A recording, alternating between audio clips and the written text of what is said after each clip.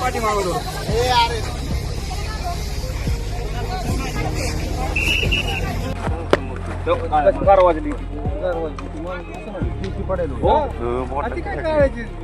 बाहेर पायलट बिलट असत ತ್ರಿವರ್ಣ ನ್ಯೂಸ್ಗೆ ಸ್ವಾಗತ. ನಾನು ಉಮರ್ ಫಾರೂಕ್. ಮಹಾರಾಷ್ಟ್ರದಿಂದ ಅತಿ ದೊಡ್ಡ ದುರಂತ ಸುದ್ದಿಯೊಂದು ಹೊರಬಿದ್ದಿದೆ.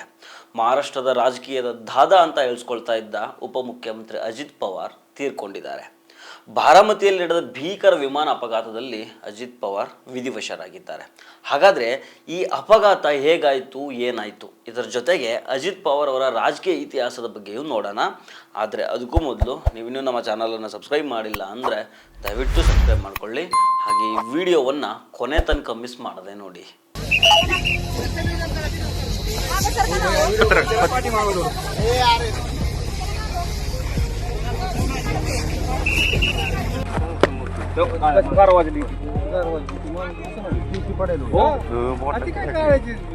बाहेर पायलट बिलट असत ಈಗ ಸಿಕ್ಕಿರೋ ಪ್ರಾಥಮಿಕ ವರದಿಗಳ ಪ್ರಕಾರ ಅಜಿತ್ ಪವಾರ್ ಅವರು ಬಾರಾಮತಿಯಿಂದ ಮುಂಬೈಗೆ ಪ್ರಯಾಣಿಸ್ತಾ ಇದ್ದಾಗ ಈ ದುರ್ಘಟನೆ ನಡೆದಿದೆ. ವಿಮಾನದಲ್ಲಿ ತಾಂತ್ರಿಕ ದೋಷ ಕಾಣಿಸ್ಕೊಂಡು ಎಮರ್ಜೆನ್ಸಿ ಲ್ಯಾಂಡಿಂಗ್ಗೆ ಟ್ರೈ ಮಾಡಿದಾಗ ವಿಮಾನ ಪತನಗೊಂಡಿದೆ.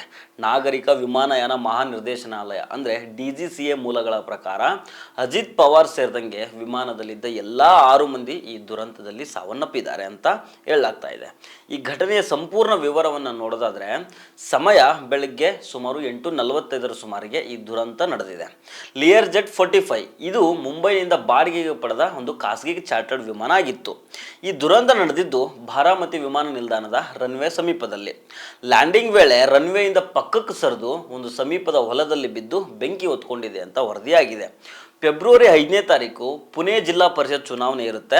ಅದರ ಪ್ರಚಾರ ಮತ್ತು 4 ಸಾರ್ವಜನಿಕ ಸಭೆಗಳಲ್ಲಿ ಭಾಗವಹಿಸೋದಕ್ಕೆ ಅಜಿತ್ ಪವಾರ್ ಅವರು ಬಾರಾಮತಿಗೆ ಹೋಗ್ತಾ ಇದ್ದಂತೆ. ಇದೀಗ ಈ ದುರಂತದಲ್ಲಿ ಒಟ್ಟು 6 ಜನ ಪ್ರಾಣ ಕಳ್ಕೊಂಡಿದ್ದಾರೆ.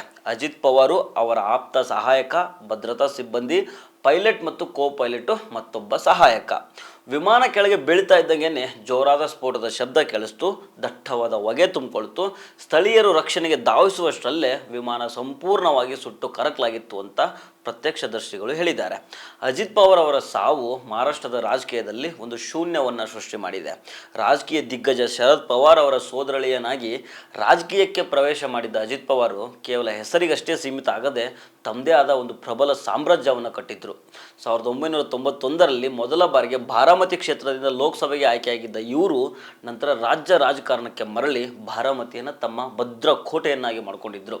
ತಮ್ಮ ಆಡಳಿತಾತ್ಮಕ ಹಿಡಿತ ಮತ್ತು ನೇರ ನಡೆನುಡಿಗೆ ಹೆಸರಾಗಿದ್ದ ಅಜಿತ್ ಪವಾರ್ ಮಹಾರಾಷ್ಟ್ರದ ರಾಜಕಾರಣದಲ್ಲಿ ಅಜಿತ್ ದಾದಾ ಎಂದೇ ಖ್ಯಾತರಾಗಿದ್ದರು. ಅತ್ಯಂತ ಹೆಚ್ಚು ಬಾರಿ ಮಹಾರಾಷ್ಟ್ರದ ಉಪಮುಖ್ಯಮಂತ್ರಿಯಾಗಿ ಸೇವೆ ಸಲ್ಲಿಸಿದ ದಾಖಲೆ ಇವರ ಹೆಸರಿನಲ್ಲಿದೆ. ಜಲಸಂಪನ್ಮೂಲ ಸಚಿವರಾಗಿ, ಹಣಕಾಸು ಸಚಿವರಾಗಿ ರಾಜ್ಯದ ಅಭಿವೃದ್ಧಿಯಲ್ಲಿ ಇವರ ಕೊಡುಗೆ ತುಂಬ ಇದೆ.